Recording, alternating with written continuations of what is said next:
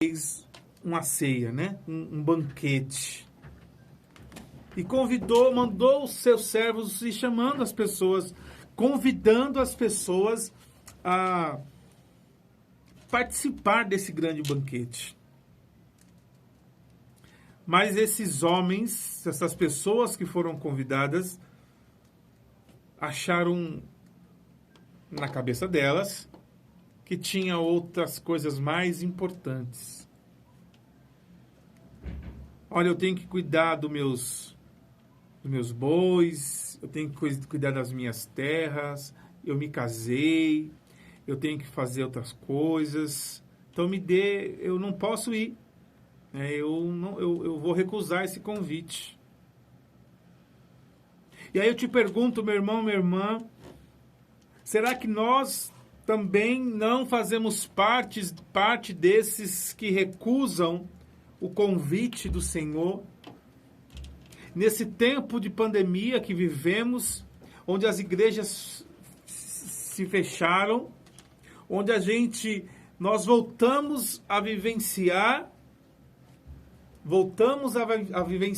a igreja primitiva, onde as pessoas se reuniam nas catacumbas, em pequenos grupos. Só que a diferença daquela época para a época de hoje é que aquelas pessoas que se reuniam nas catacumbas, elas iam com vontade, elas se esforçavam, elas faziam o impossível para se encontrar. Ao passo que o tempo que estamos vivendo hoje, as pessoas parecem que se acomodaram de tal forma que nem esforço algum faz mais para ir ao banquete dos banquetes, que é a Santa Missa. As igrejas estão abertas agora, né? Já abriram, né? As paróquias estão abertas, as comunidades estão abertas, claro, com restrições, né? Com número reduzido de pessoas, com afastamento, tudo isso. Mas nós temos a possibilidade. E eu fico pensando, o Senhor disse aqui na palavra que Ele mandou chamar todo mundo. No Evangelho de São Mateus vai dizer que muitos serão chamados, mas poucos serão os escolhidos. Diz também que lá está dizendo que o povo, né, os servos que foram anunciar foram mortos. E quantos do nosso povo morreram anunciando o Evangelho? Quantos deram a vida? Quantos sacerdotes ficaram doentes porque não abriram mão de visitar os enfermos, de ir visitar aqueles que precisavam? E infelizmente se contagiaram com o vírus e morreram. Muitos, não foram poucos.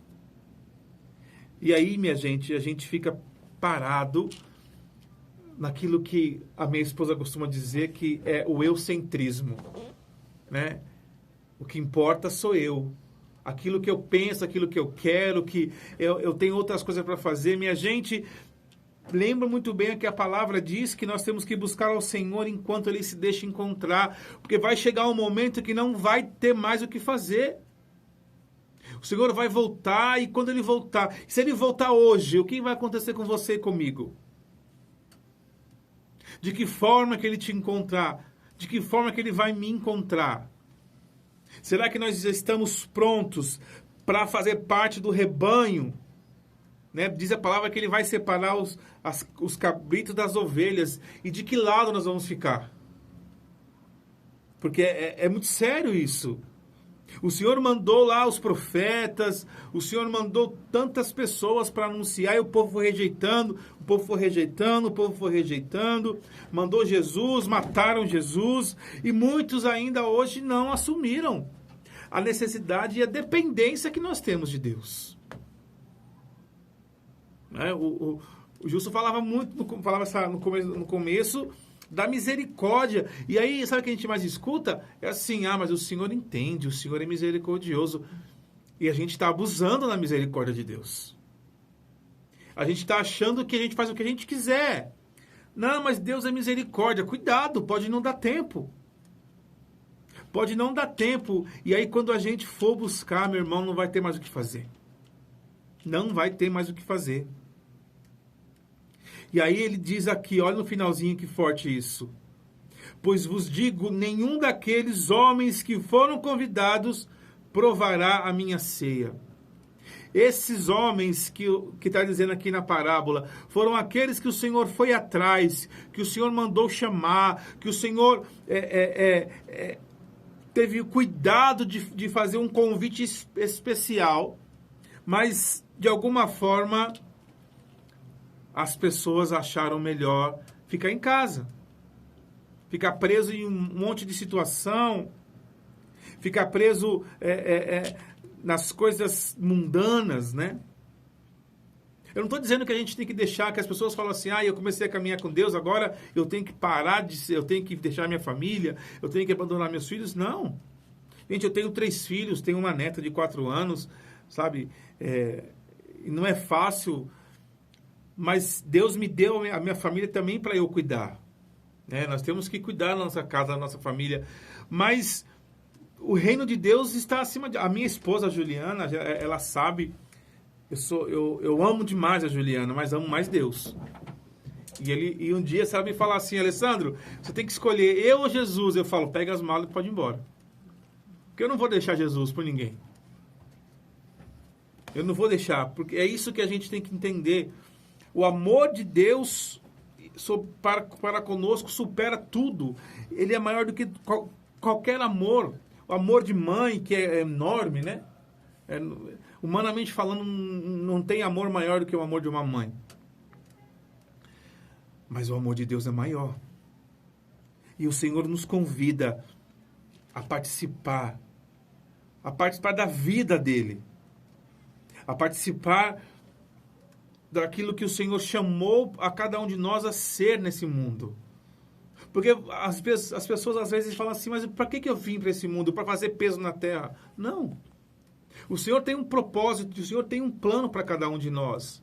Agora precisamos enxergar qual é o plano. Certa vez um filho da comunidade me perguntou assim, o que eu tenho que fazer para fazer para saber qual que é o meu chamado, o meu ministério? Eu falei, meu irmão, caminha. Vá caminhar. Vai experimentar as graças de Deus. Não tem algo... Porque não é que nem profissão, né? A pessoa tem uma profissão e eu gosto disso. Então eu vou estudar para ser engenheiro. Então eu vou ser engenheiro. E com Deus não é assim.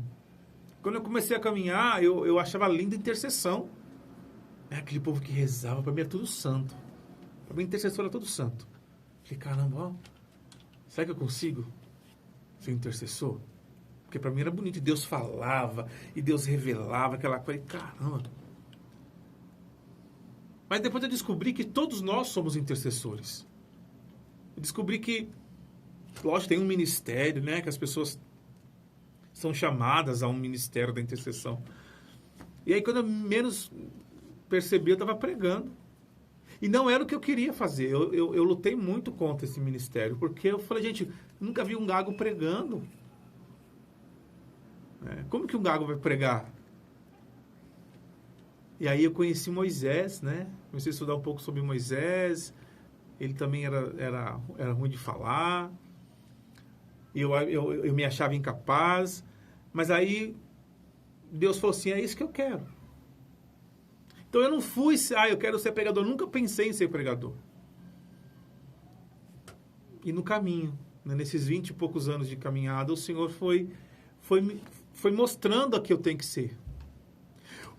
A diferença, meu irmão, minha irmã, é dizer sim ao convite que Deus fez.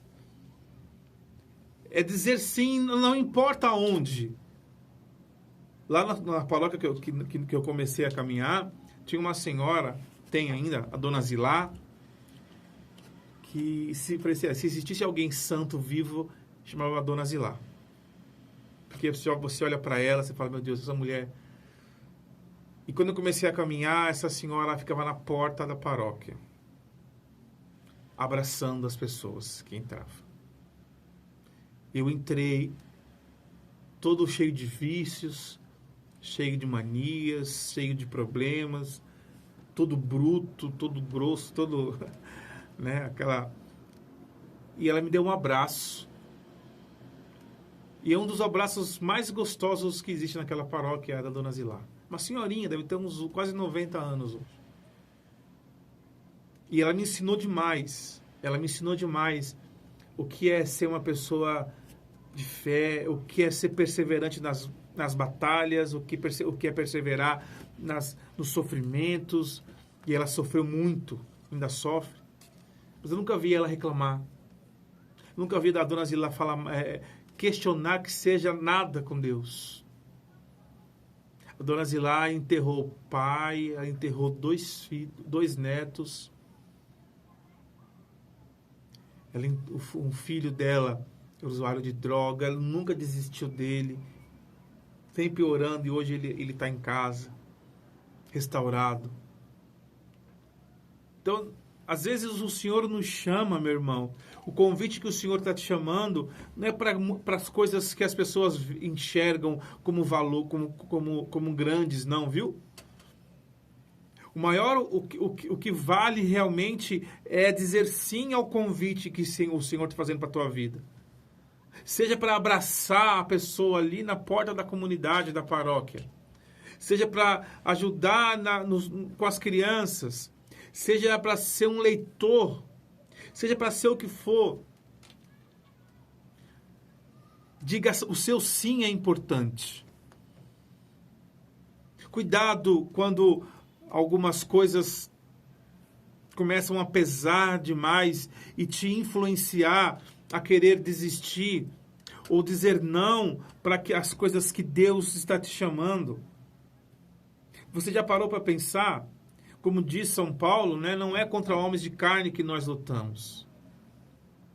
Nós lutamos contra os espíritos potestades, contra tudo aquilo que nos circundam, que estão em volta de nós, tentando roubar de você aquilo que Deus já te deu. E nós precisamos, gente, verdadeiramente dizer o sim verdadeiro. O sim que vem do coração. Como disse Maria, eu gosto de dizer sempre assim que o sim de Nossa Senhora não foi só para ela. Porque as pessoas pensam assim, ela foi para ela, mas não foi. O sim de Maria não parou nela. O sim de Maria chegou até hoje. Olha o que o sim de Maria fez. 2017 anos, 2020 anos atrás, quando o Senhor Jesus nasceu, a partir desse momento, o sim de Maria veio se estendendo sobre os séculos. Veio se estendendo dia a dia, até chegar hoje, dia 28 de setembro de 2020. Olha o que o sim de uma jovem fez. E sem tudo isso que nós temos hoje, sem os conhecimentos que nós temos hoje, sem a tecnologia que nós temos hoje, sem o alcance que nós temos hoje.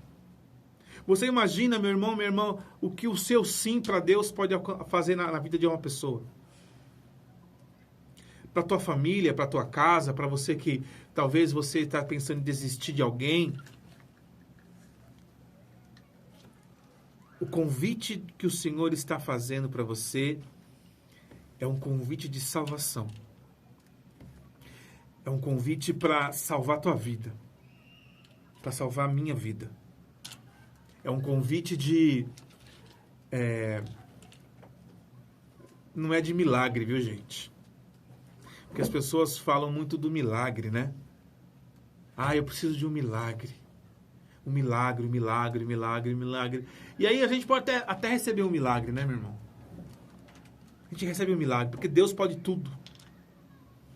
Mas o milagre por si só não nos garante a vida eterna.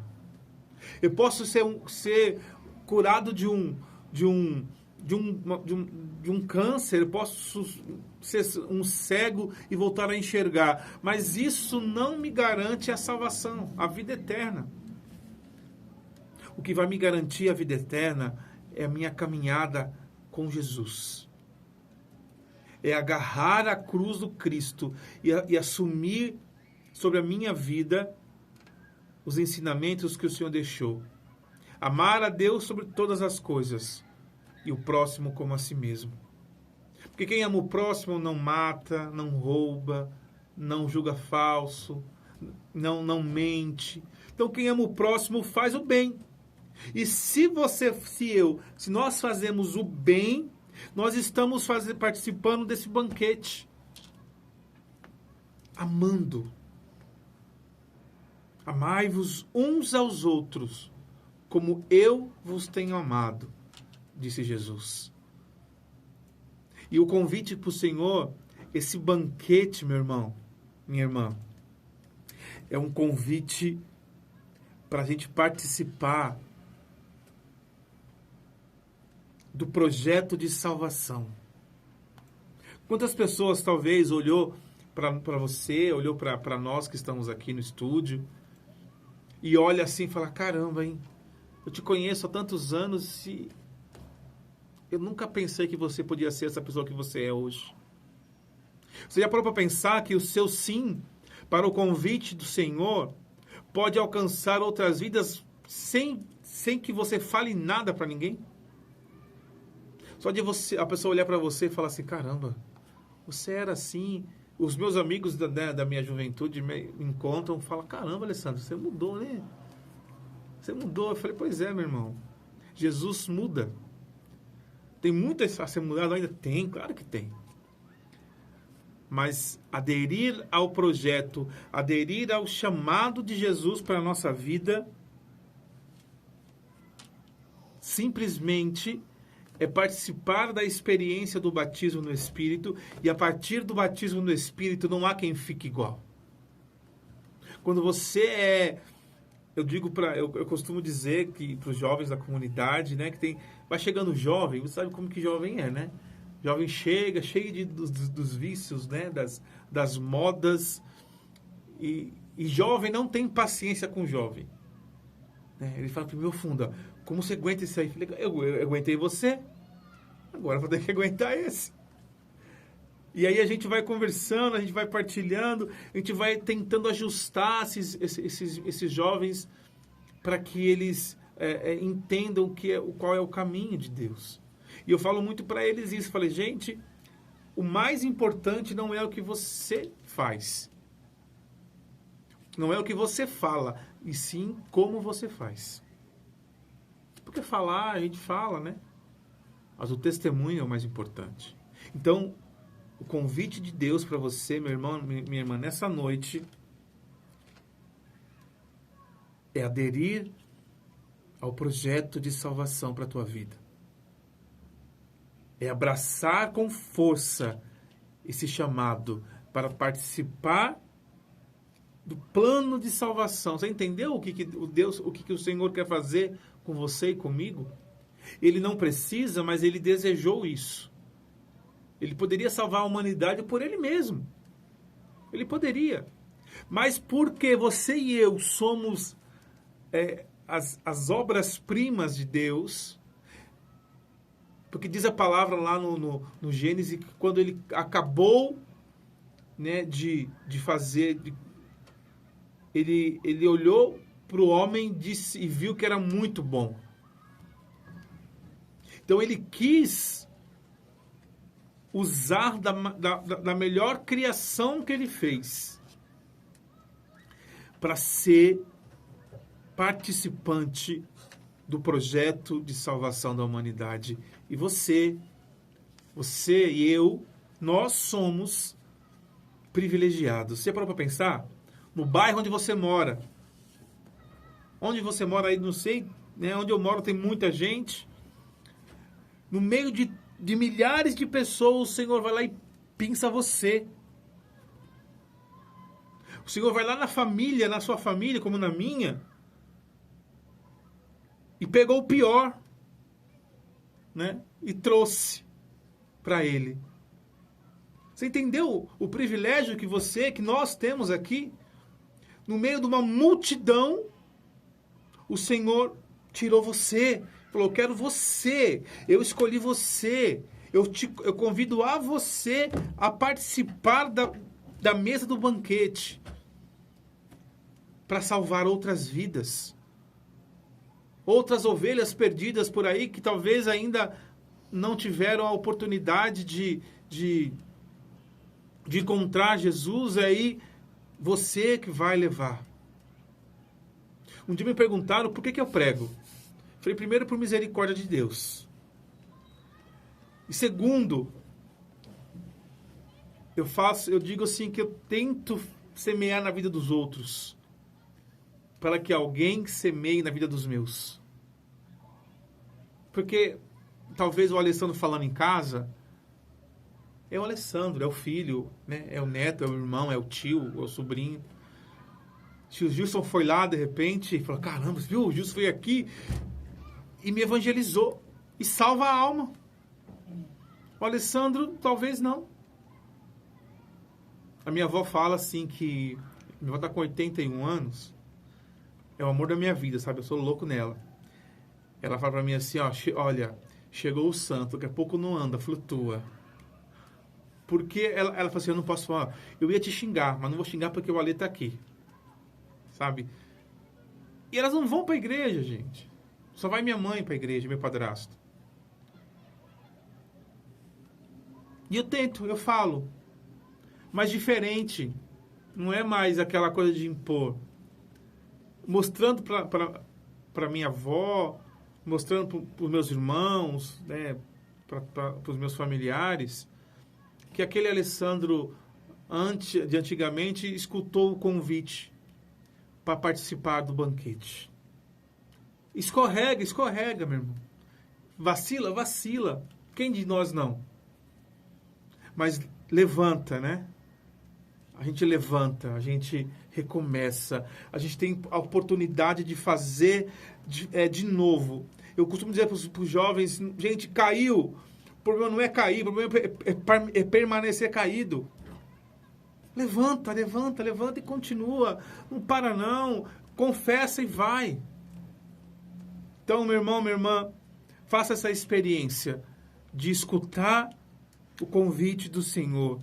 Não deixe as tentações do mundo, não deixe as seduções que aparentemente são mais encantadoras do que a de Deus te levarem, te afastarem do caminho. Não deixem que as coisas passageiras te afastem de Deus. Amém? Amém. Louvado seja Deus pela palavra de Deus que foi semeada.